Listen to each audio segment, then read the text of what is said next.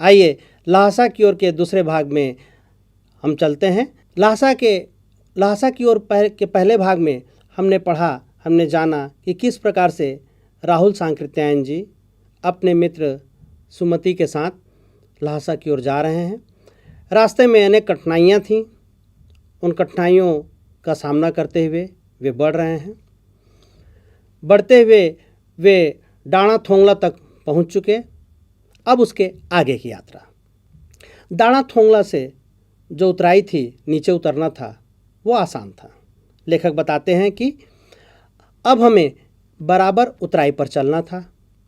चढ़ाई तो कुछ दूर थोड़ी मुश्किल थी, लेकिन उतराई बिल्कुल नहीं।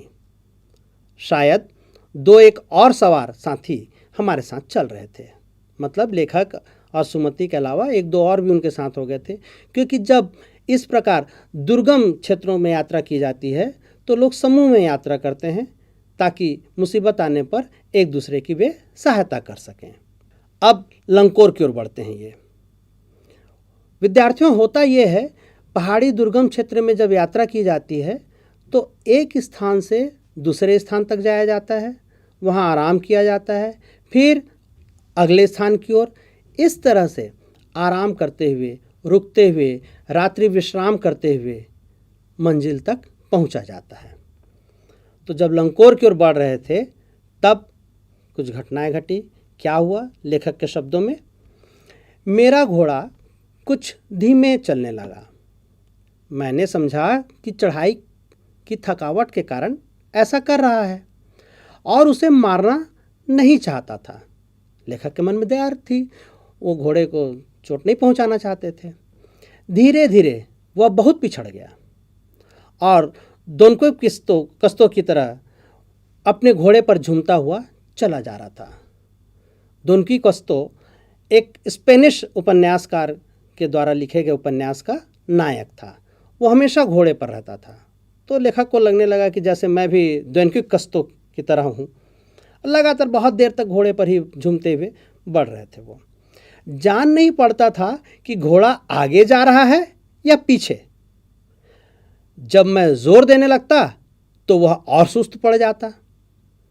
इस तरह से लेखक है, वह थोड़े पिछड़ रहे हैं, घोड़ा सुस्त है, इसी कारण से वो अपने अन्य साथियों से पीछे हो रहे हैं। आगे बढ़ते हुए लेखक भटक गए। कैसे? एक जगह दो रास्ते फूट रहे थे। एक रास्ता बाईं ओर जा रहा था और दूसरा रास्ता दाईं ओर। लेखक चूंकि पिछड़ चुके थे, इसलिए उन्हें सही रास्ते के बारे में ज्ञान नहीं था और उन्होंने अंदाज़ा लगाया और वह बाएं रास्ते में बढ़ गए। लेखक कहते हैं, मैं बाएं का रास्ता ले मील डेढ़ मील चला गया। आगे एक घर में पूछने से पता लगा कि लंकोर का रास्ता दाहिने वाला था। फिर लौटकर उसी को पकड़ा। अब देखिए, इसे आप समझ रहे होंगे विद्यार्थी कि घोड़ा भी सुस्त था और ऊपर से क्या हुआ, गलत रास्ते पर आगे बढ़ने फिर लौटने, इसमें और ज़्यादा समय उन्हें लग गया। अब उधर सुमति और अन्य जो थे समूह के, सब आगे बढ़ चुके थे। अब सुमति की नाराज़गी देखिए। लेखक बता रहे हैं सुमति की नाराज़गी के बारे में कि 4-5 बजे के करीब मैं गांव से मील भर पर था तो सुमति इंतज़ार करते हुए मिले। मंगोलों का मुंह वैसे ही लाल होता है। ये सुमति मंगोल जाति के थे। तो लेखक बता रहे हैं कि मंगोलों का मुंह वैसे ही लाल होता है और अब तो वह पूरे गुस्से में था। उन्होंने कहा, सुमति ने, कि मैंने 2 टोकरी कंडे फूंक डाले, 3-3 बार चाय को गर्म किया। अपनी नाराज़गी व्यक्त कर रहे थे वो। तब लेखक ने कहा कि मैंने बहुत नरमी से जवाब दिया, लेकिन मेरा कसूर नहीं है मित्र। देख नहीं रहे हो कैसा घोड़ा मुझे मिला है? मैं तो रात तक पहुंचने की उम्मीद रखता था। गनीमत से 5-6 बजे ही पहुंचा दिया है मुझे, 4-5 बजे ही पहुंचा दिया। खैर, सुमति को जितनी जल्दी गुस्सा आता था उतनी ही जल्दी वह ठंडा भी हो जाता था। मतलब वह शांत हो गया लेखक के उत्तर से। अब लंकोर में इन्होंने रात्रि बिताने का निर्णय लिया। लंकोर में ये ठहरे। लंकोर में वह एक अच्छी जगह पर ठहरे थे। यहाँ भी उनके अच्छे यजमान थे। सुमति बौद्ध भिक्षु थे तो उनके बहुत सारे यजमान थे। यजमान थे मतलब जिनके यहाँ पूजा पाठ कराने के लिए वो जाते थे। तो पहले चाय सत्तू खाया गया। सत्तू आप विद्यार्थी आप लोग जानते होंगे कि अनाज को भून लिया जाता है, जौ या चने को, और उसे फिर उसका जो आटा होता है उसे सत्तू कहते हैं। और रात को गर्मा गर्म थुक्पा मिला। स्थानीय जो खाद्य पदार्थ है यह, जो कि सत्तू या चावल के साथ मूली, हड्डी और मांस के साथ पतली लेई की तरह पकाया गया खाद्य पदार्थ, उसे यहाँ थुक्पा कहते हैं स्थानीय लोग। वो थुक्पा खाने को मिला इन्हें। अब लंकोर के बाद आगे की यात्रा, और आगे पहुँचते हैं तिंगरी के मैदान में। लेखक वहाँ के बारे में बता रहे हैं कि अब हम तिंगरी के विशाल मैदान में थे। बहुत विशाल मैदान है, चारों तरफ पहाड़ हैं और बीच का मैदान विशाल का मैदान, उसे कहा जाता है तिंगरी का मैदान। तो पहाड़ों से घिरा हुआ था, टापू जैसा दिखाई दे रहा था, जिसमें दूर एक छोटी सी पहाड़ी मैदान के भीतर दिखाई पड़ती है, और उसी पहाड़ी का नाम है तिंगरी समाधि गिरी। छोटा सा, जैसे पानी के बीच में टापू दिखाई देता है, वैसे पूरा विशाल का मैदान है, और वो बीच में एक छोटी सी पहाड़ी है, और पहाड़ी में जो कुछ भवन बने हुए मठ जैसा है, और उसे कहा जाता है तिंगरी समाधि गिरी। लेखक ने सुमति के बारे में भी विस्तार से बताया है इसमें, कि सुमति है वो आसपास के गांव में भी सुमति के कितने ही यजमान थे। कपड़े की पतली पतली चिरी बत्तियों के गंडे खत्म नहीं हो सकते थे, क्योंकि बोध गया से लाए कपड़े के ख़त्म हो जाने पर किसी कपड़े से बोध गया का गंडा बना लेते थे।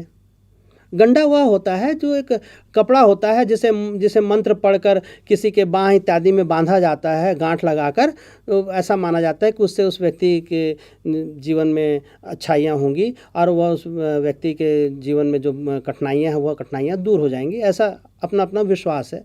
तो वहाँ के लोग मानते थे कि बोध गया जो बिहार में एक स्थान है, जहाँ गौतम बुद्ध को बुद्धत्व की प्राप्ति हुई थी एक पेड़ के नीचे, है ना। तो उस स्थान से एक कपड़े का टुकड़ा लेकर आए थे, और वो कपड़े के टुकड़े को ही वो उसका बत्ती जैसा बनाकर फाड़ कर उसको बत्ती जैसा बनाकर वह अपने यजमानों को गंडे पहनाते थे, और उसके बदले में यजमान उन्हें कुछ दान दक्षिणा भी देते थे। तो वो अपने आसपास के गांव में सुमति जाया करते थे वो वही गंडे बांधने के लिए। और लेखक बता रहे हैं कि जो बोध गया का जो लाया गया कपड़ा है, गंडा यदि ख़त्म भी हो जाएंगे तो क्या करेंगे ये सुमति, दूसरे कपड़े को ही फाड़ कर उसका गंडा बना के कहेंगे बोध गया का ही यह गंडा है। लोगों को विश्वास होता है, तो लोग विश्वास, सामान्य चीज़ में भी वो विश्वास कर लेते हैं। तो इस तरह से लेखक ने समझाने की कोशिश की कि लोगों के अपने विश्वास होते हैं, धार्मिक विश्वास बड़े गहरे होते हैं, और सामान्य भी चीज़ को भी वो विशिष्ट मान लेते हैं। तो यही गंडा बांटने के लिए सुमति है वह अपने यजमानों के पास जाना चाहते थे। लेखक ने कहा कि मैंने सोचा यह तो हफ्ता भर उधर ही लगा देंगे अपने सब यजमानों से मिलते हुए। तो लेखक बोलते हैं कि मैंने उनसे कहा कि जिस गांव में ठहरना हो उसमें भले ही गंडे बांट दो, मगर आसपास के गांव में मत जाओ। इसके लिए मैं तुम्हें लहासा पहुंचकर रुपए दे दूंगा। सुमति ने स्वीकार किया, क्योंकि गंडे से उसे आमदनी होती, उसे जो दान दक्षिणा मिलता, रुपए मिलते। तो लेखक ने कहा कि जितने रुपए मिलेंगे तुमको, आसपास जाओगे समय तुम्हें ज़्यादा लगेगा, मेरे पास समय की कमी है, हम जल्दी लहासा पहुंचना चाहते हैं, तो वो जो तुम्हें पैसे का नुकसान, रुपए का नुकसान नहीं होगा, वो रुपए मैं तुम्हें लहासा पहुंचकर तुम्हें मैं दे दूंगा। अब देखिए सुमति के बारे में लेखक ने स्पष्ट किया है। सुमति है कौन, जान लीजिए कि लेखक को यात्रा के दौरान मिला एक मंगोल बौद्ध भिक्षु, जिसका नाम था लोब्जंग शेख था। और ये लोब्जंग जो है, इसका अर्थ होता है सुमति प्रज्ञ, बुद्धिमान ज्ञानी व्यक्ति। अतः लेखक ने उसे सुमति के नाम से पुकारा है, आसानी के लिए सुमति कहते थे उसे, ठीक है। और सुमति भी अपने सुमति नाम को पाकर वो नाराज़ नहीं हुए, उन्होंने भी सहर्ष से स्वीकार कर लिया था। तिंगरी के मैदान के बारे में देखते हैं कि तिंगरी के विशाल मैदान में थे और जो पहाड़ों से घिरा टापू सा मालूम होता था, और उसमें पहाड़ी से हमने पढ़ लिया, उसमें समाधि गिरी भी थी। अब जैसे ही अब ये लोग भरिया ढूंढने के लिए कोशिश की इन्होंने। भरिया वो होते हैं जो भारी सामान को ढोकर चलते हैं। क्योंकि इन्हें लंबी यात्रा करनी थी तो इन्होंने सोचा कि भरिया रख लेते हैं ताकि हमारे कंधों पर जो भारी सामान है उससे हमें मुक्ति मिल जाए और हमें चलने में आसानी हो। लेकिन कोई नहीं मिला।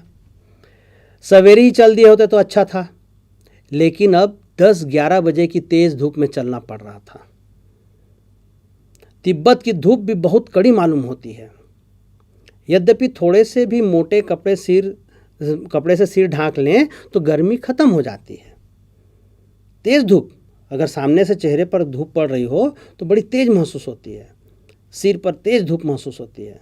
लेखक बता रहे हैं यदि कपड़ा वगैरह डाल लिया तो फिर धूप की तेज़ी खत्म हो जाती है।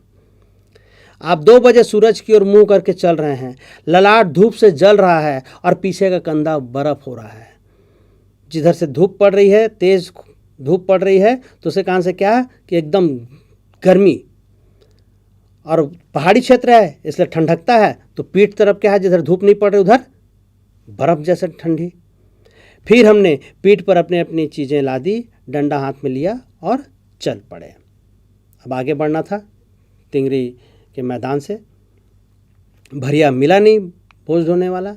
अब शेखर विहार की ओर पहुंच गए। कैसे पहुंचे उसके बारे में लेखक बता रहे हैं कि सुमति के परिचित तिंगरी में भी थे, लेकिन वह एक और यजमान से मिलना चाहते थे।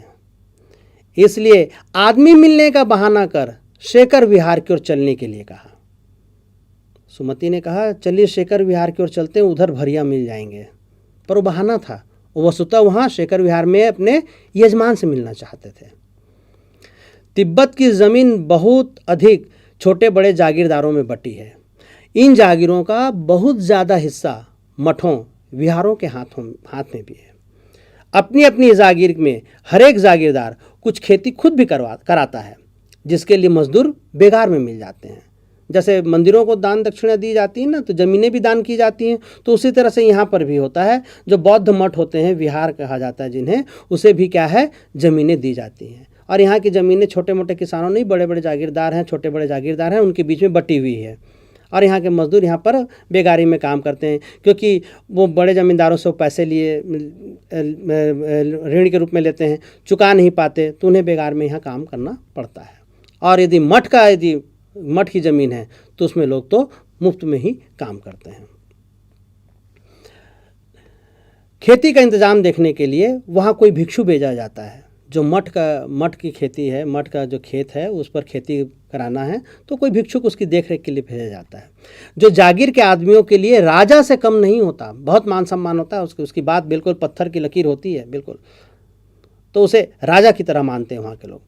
शेखर की खेती के मुखिया भिक्षु, जिनका नाम क्या था, नमसे, बड़े भद्र पुरुष थे, बड़े सज्जन व्यक्ति थे। वह बहुत प्रेम से मिले। हालांकि उस वक्त मेरा भेष ऐसा नहीं था कि उन्हें कुछ भी ख्याल करना चाहिए था, मतलब भिखमंगे के वेश में थे, परंतु नमसे इंसान अच्छे थे, इसीलिए उन्हें वेशभूषा पर उन्होंने ध्यान नहीं दिया और उन्हें एक इंसानियत के नाते, एक अच्छे इंसान के रूप में उन्होंने इनसे प्रेम से मुलाकात की। अब वहाँ जो शेखर विहार है, वहाँ एक अच्छा मंदिर था जिसमें कंजूर, ये गौतम बुद्ध के वचन हैं जिसका अनुवाद किया गया था, और वो सब चीज़ वहाँ पर रखी हुई, तो उस बुद्ध वचन को ही, अनुवादित बुद्ध वचन को ही कंजूर कहते हैं वहाँ कि हस्तलिखित 103 पोथियाँ रखी हुई थी। पुस्तक और पोथी में अंतर होता है, ध्यान रखिएगा। पोथियाँ वो होती हैं जिसे पहले कागज़ के टुकड़े पर या ताड़पत्र पर लिखा जाता था और उसे धागे से बांध कर रखा जाता था, उसे कपड़े में लपेट कर रखा जाता था। तो यहाँ 103 पोथियाँ रखी हुई थी। मेरा आसन भी वहीं लगा, लेखक बताते हैं, क्योंकि लेखक जो लहासा जा रहे थे वो बौद्ध धर्म के बारे में जानने के लिए, ग्रंथों का अध्ययन करने के लिए जा रहे थे। तो उन्हें रास्ते में एक जगह मिल गई जहाँ पर कि 103 पोथियाँ थी। तो उन्होंने सोचा इसे पढ़ लूँ, देख लूँ इसमें कुछ महत्वपूर्ण बातें कुछ होगी, कुछ ऐसी चीज़ें मुझे मालूम चल जाएं जो अब तक मुझे मालूम नहीं चल पाई हैं बौद्ध धर्म की। और वो जो पोथियाँ थी वह बड़े मोटे कागज़ पर अच्छे अक्षरों में लिखी हुई थी। एक एक पोथी 15-15 शेर, एक शेर मतलब होता है 933 ग्राम, 1000 ग्राम का 1 किलो, मतलब 1 किलो से थोड़ा सा कम, 15-15 शेर की थी। सोचिए कितने सारे पन्ने होंगे उसमें। और उसका उन्होंने अध्ययन किया। चूँकि लेखक तिब्बती भाषा भी जानते थे इसलिए वो तिब्बती भाषा पढ़ रहे थे। आपके सामने इस पर देखिए चित्र भी दिया हुआ है, तिब्बती भाषा वो किस प्रकार से लिखी जाती है, उसकी लिपि किस प्रकार से होती है वो देख लीजिए। मंदिर भी है, बीच में कंजूर जो पोथियाँ थी वह भी। अब शेखर विहार से आगे की यात्रा लहासा की ओर जाना है। तो सुमति ने फिर आसपास अपने यजमानों के पास जाने के बारे में पूछा। मैं पुस्तकों के भीतर था मतलब पुस्तकों में रम गया था। तो लेखक ने सोचा कि भाई ठीक है, मैं अपना काम करता हूँ तब तक कि अपने यजमानों से मिल कर आ जाए, इसलिए मैंने उन्हें जाने के लिए कह दिया। दूसरे दिन वह गए। मैंने समझा था कि 2-3 दिन लगेंगे, लेकिन वह उसी दिन दोपहर बाद चले आए। लेखक ने सोचा कि आसपास बहुत सारे यजमान होंगे, सबसे मिलते जुलते आएगा तो 2-3 दिन तो उसे सुमति को आराम से लगेंगे ही। लेकिन वो जिस दिन गए उसी दिन दोपहर को वापस चले आए। तिंगरी गांव वहाँ से बहुत दूर नहीं था। हमने अपना अपना सामान पीठ पर उठाया और भिक्षु नमसे से विदाई लेकर चल पड़े। तो तिंगरी से होते फिर आगे, तिंगरी गांव से होते हुए फिर आगे वो लहासा तक पहुँचे। लेखक ने यहीं तक का वर्णन उनके ऐसा लहासा की ओर अध्याय में किया गया है। यहाँ पर अध्याय समाप्त होता है।